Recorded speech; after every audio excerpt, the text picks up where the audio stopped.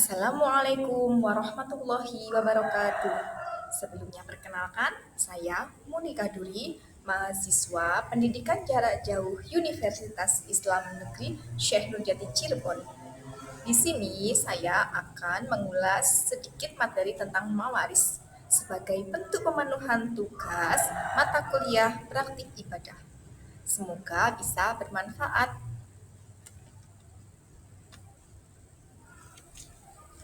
Nah, semuanya pasti sudah tidak asing dengan istilah mawaris. Apa sih sebenarnya arti dari mawaris?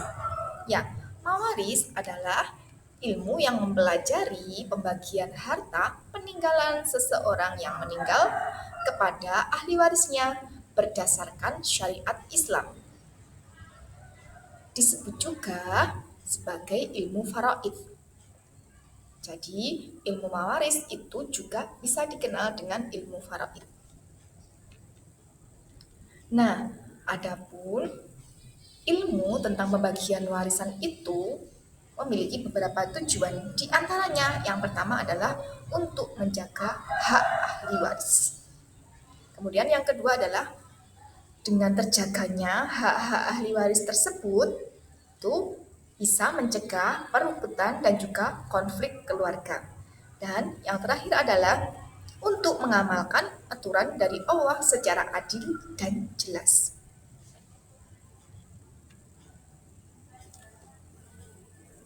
Nah, ada beberapa syarat untuk bisa mewarisi peninggalan seseorang yang telah meninggal. Nah, di antaranya adalah yang pertama pastinya pewaris dipastikan sudah wafat. Jadi, kalau harta yang dibagi selama seseorang belum meninggal itu bukan disebut dengan mawaris.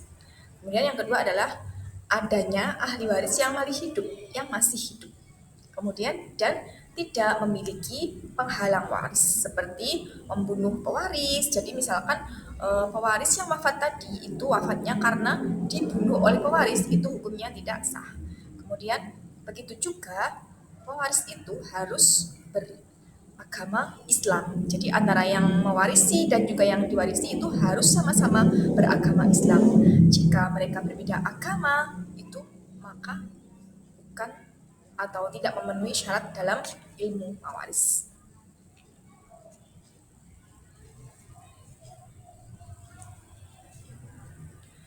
Nah, yang selanjutnya adalah unsur-unsur mawaris. Ada 3 hal dari unsur-unsur mawaris. Unsur yang pertama adalah tentunya pewaris. Pewaris yaitu orang yang meninggal dan meninggalkan hartanya tadi untuk si pewaris. Kemudian yang kedua adalah ahli waris, yakni keluarga yang telah ditinggalkan tadi dan memiliki hak terhadap pewaris. Dan yang ketiga tentunya adalah harta warisan atau segala sesuatu yang ditinggalkan oleh pewaris. Tentunya semua itu setelah dikurangi dengan biaya pemakaman, hutang, dan juga tanggungan-tanggungan lainnya. Atau bisa dikatakan dalam hal bersih dari segala beban-beban yang ditinggalkan pewaris tadi.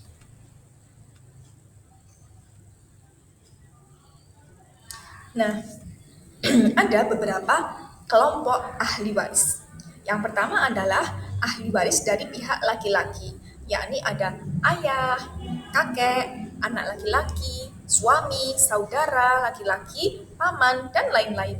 Adapun ahli waris perempuan bisa terdiri dari ibu, nenek, anak perempuan, istri, saudara perempuan, dan lain-lain.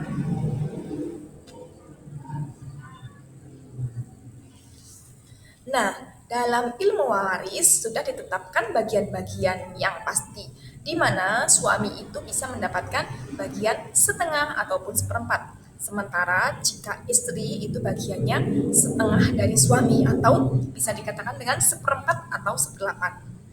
Nah, jika anak perempuan posisinya bisa mendapatkan setengah dan jika lebih dari 2 itu bagiannya bisa 2/3. Ibu itu bisa memperoleh sepertiga atau seperenam bagian, dan lain-lain.